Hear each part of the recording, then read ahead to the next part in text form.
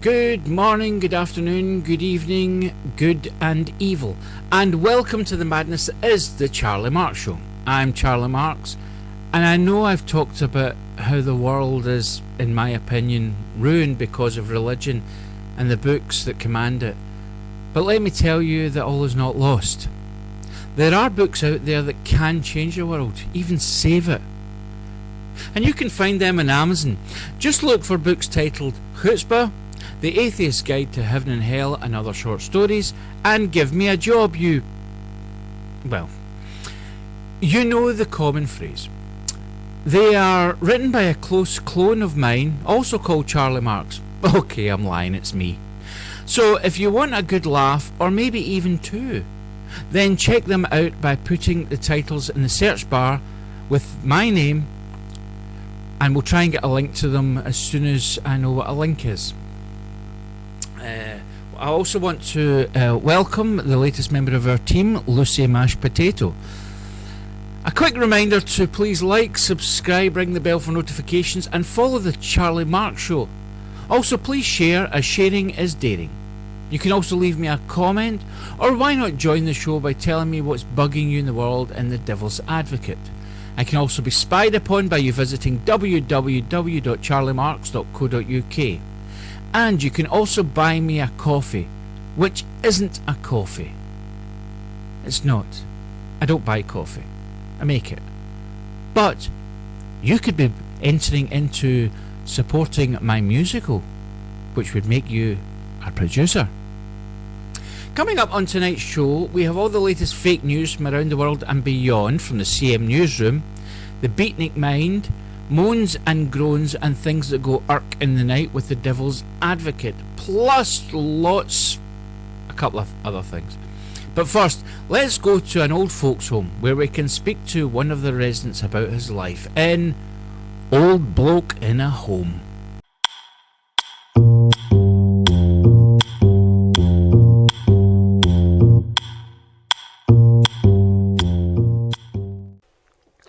Hello again. I'm Old Bloke in a Home, and it's time for me to continue my story. So there I am, in middle of war, and my sergeant asked me to shave my moustache. I couldn't believe that in the middle of a war, grenades exploding all around me, bullets whizzing just inches above me head, and here's my sergeant telling me to shave off my moustache. Apparently the Charlie Chaplin moustache fad was not a good look when serving the British Army. Then of course the Americans entered the war, just in time for the end credits.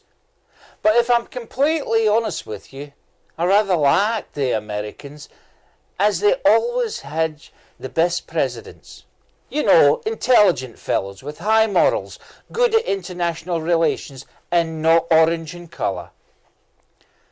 One of the most interesting things that happened to me happened near to end of war. I was sent on another special mission to a convent in the outskirts of Berlin. Now, I believed that I was going to be escorting some nuns out of Berlin and take them to safety, but when I arrived I was shocked to see that it was not nuns at all. It was a group of travelling salesmen. Well, I knew I had a job to do, so I snuck them out and got them to safety. I got a medal for that mission, but even better than that, I got a brand new vacuum cleaner at cost. The rest of the war was rather uneventful for me, as it was hard to march into battle with a vacuum cleaner. When the war ended, I returned home, but life had changed. My wife had left. Ironically for a vacuum cleaner salesman, and she had taken me goldfish with her. That was very upsetting for me, but as they say, life goes on. Some people believe that life was going to get better after the war, but for most of us soldiers returning from the war, life was going to prove difficult. Oh, did I mention that I had my legs blown off after the war? Yes, there's a funny story about that. You see, Germany surrendered and I was sent down to the beach to collect shells. I thought This was going to be a bit of an easy job, but I was soon to find out that some shells just don't jag your feet. So there I was, feeling rather silly, with me lying on the beach thinking about getting a nice new pair of shoes, when I got home to discover that my legs were 500 yards away, on top of the ice cream vendor's cart. Talk about an embarrassing moment. So, with the war over, and my need for shoes no longer at the top of my priority list, I decided that when I got home, I would have to get another job. But more about that next time.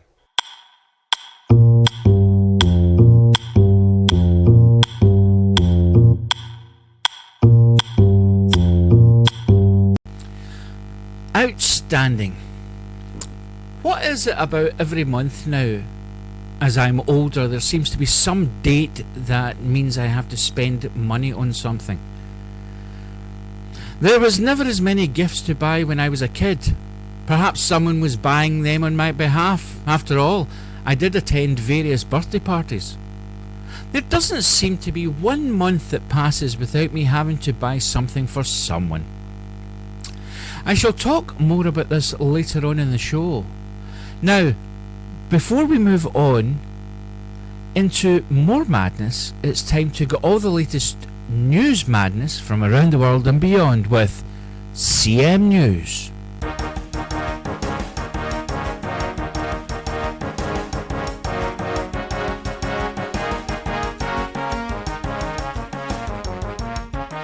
Good evening and welcome to CM News with me, Helen Keller.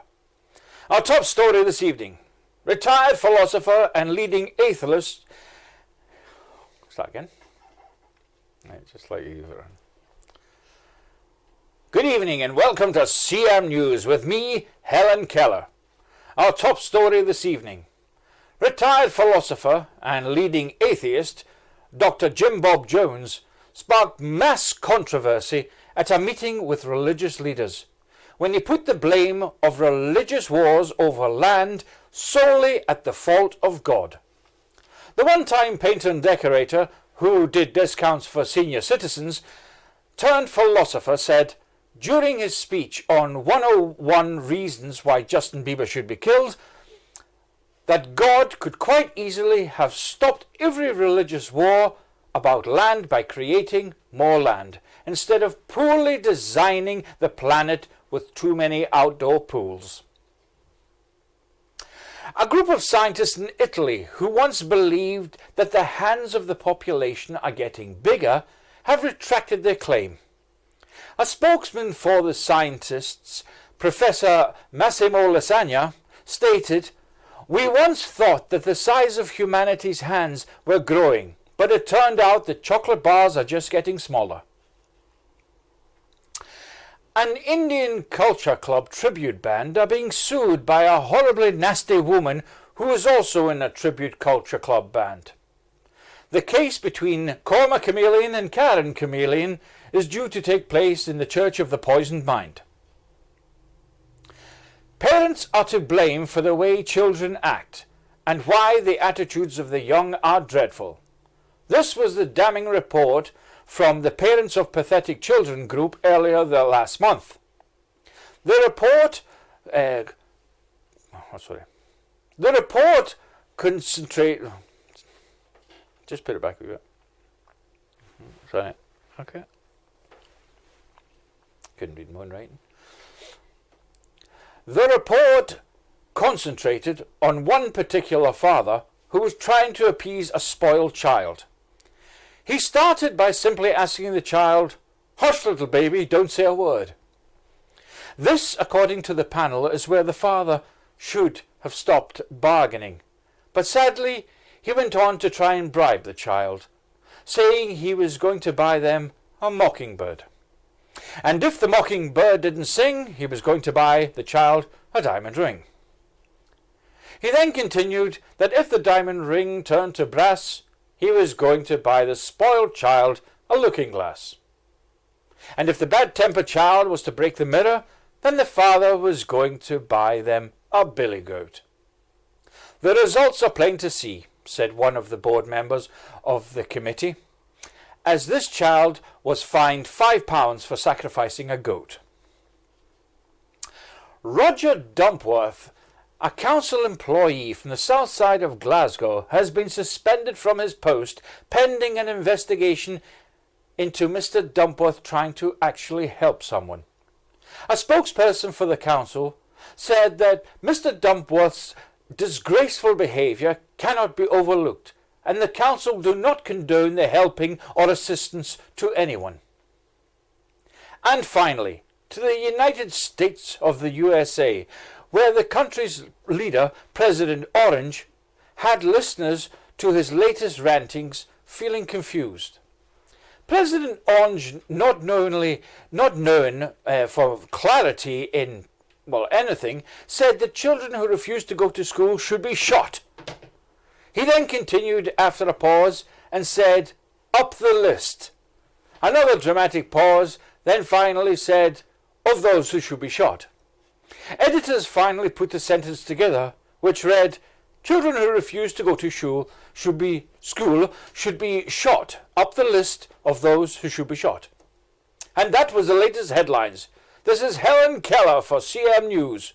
Good night.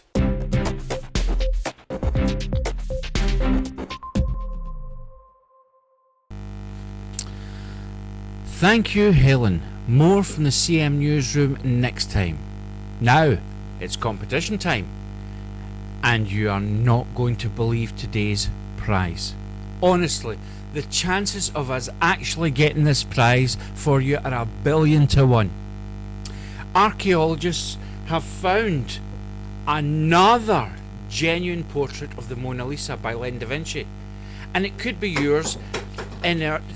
Somebody has fallen over in shock, and this could be yours in a spectacular competition. Here it is in all its glory, and one lucky Charlie Marx show viewer could be hanging this up in their toilet wall. So now, it's amazing. It's absolutely amazing. So how can you get this prize? Well, all you have to do is answer the following question and leave your answer in the comments. The writer Josephus documented Roman times during the life of Christ. But can you tell me how many stars he got for his book on Amazon? Just pop the answer into the comments section below, and you could be the proud owner of this fantastic original work of art. Good luck! But now it's time to walk like a cool cat down to the Nosy Parker Jazz Club for another poem from the Beatnik Mind. Actually, I think I'll just keep this one.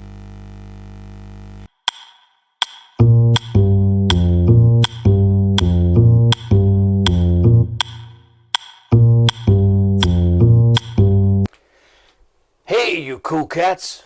Welcome to the Nosy Parker Jazz Club. Tonight I have a couple of more groovy poems for you.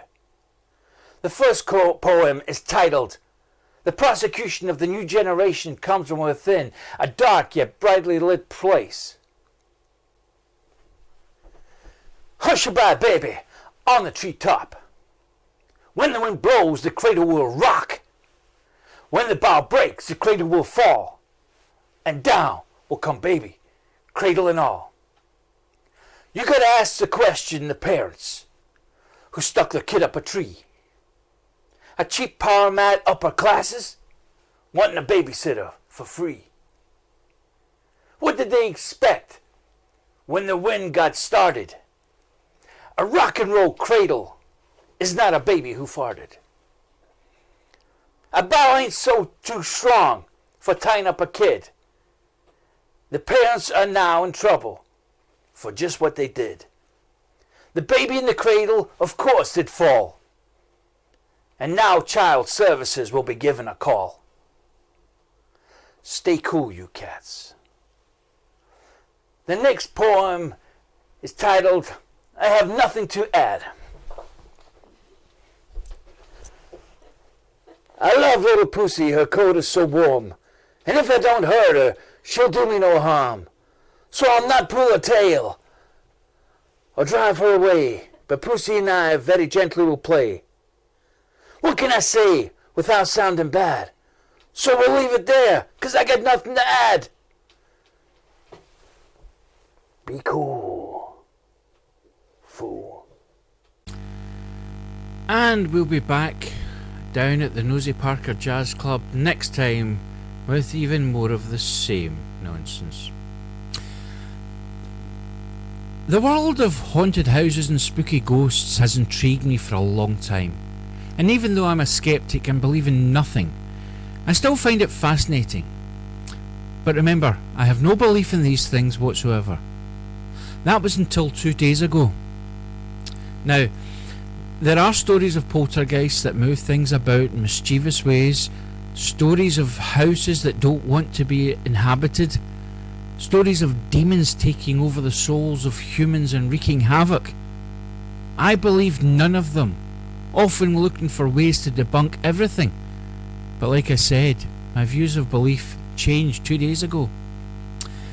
It began late on when I was lying in bed, just about to fall asleep, when I heard a knocking on my wall.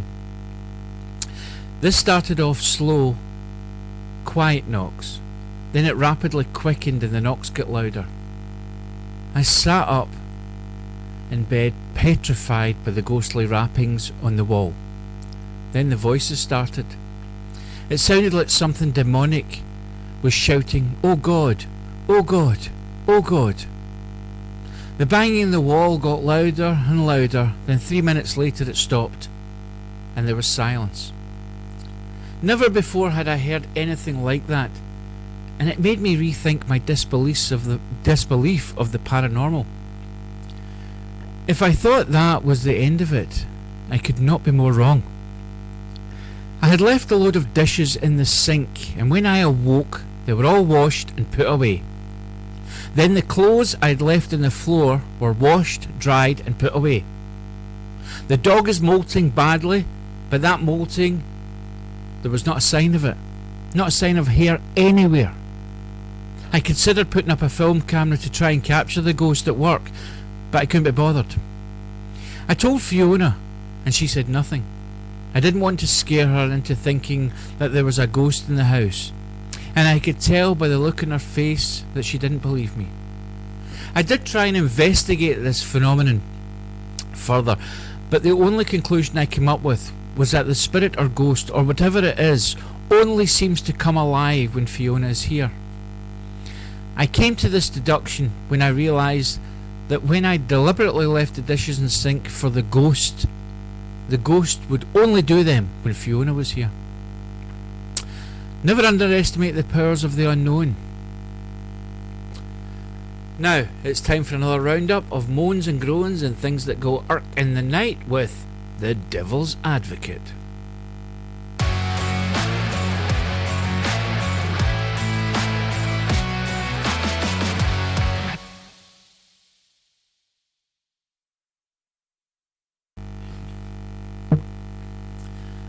There are 7 days in a week, 4 weeks in each month, 365 days in a year.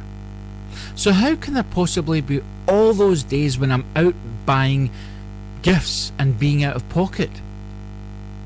I touched on this earlier, but feel so strongly about it that I thought it deserved to be featured in the Devil's Advocate.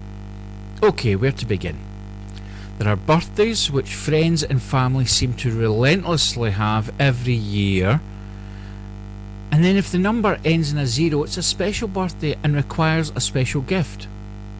Also, if you're married or have a partner, the gifts have to be extra special, no matter whether the birthday ends in a 0 or not. Then of course there's Valentine's Day, where the lonely crave the day they will have to buy cards and presents. And they are so fed up. We've just come out of an expensive Christmas, and we wish it could go back to being lonely. Mother's Day, if forgotten, would mean taking your life in your hands, especially if you're a son. Then they came up with Father's Day, which is a newish scam, just to sell more cards. Go into a card shop now, and on Father's Day or Mother's Day there are cards for grandpas and grandmas. Easter cards, baby cards, cards for passing exams, passing driving tests, retiring, getting a job, leaving a job. You name it, there's a card for it. And don't even think that when people you know die, you are free from the card buying. No, the sympathy card. Along with most of these cards, there has to be some kind of present to accompany it. And should you be in the unfortunate position of having a large family or a huge social circle, you could find yourself never out of the card shop, but always out of pocket. I'm quite a softie and tend to try my best to spoil the ones I love, which is why I try my very best to hate people. What used to be a few occasions a year has turned into a daily grind of trying to remember dates and who is linked to that date. It's horrific. It's shocking. Unless, of course, it's my birthday. Thank you for watching The Charlie Marx Show, and remember to like, subscribe, hit the bell for notifications, share and follow me on www.charliemarx.co.uk. You can also buy me a coffee or join the channel for more and a little bit more. So until next time, if you're not subscribed to The Charlie Marx Show, you may just be given your cards.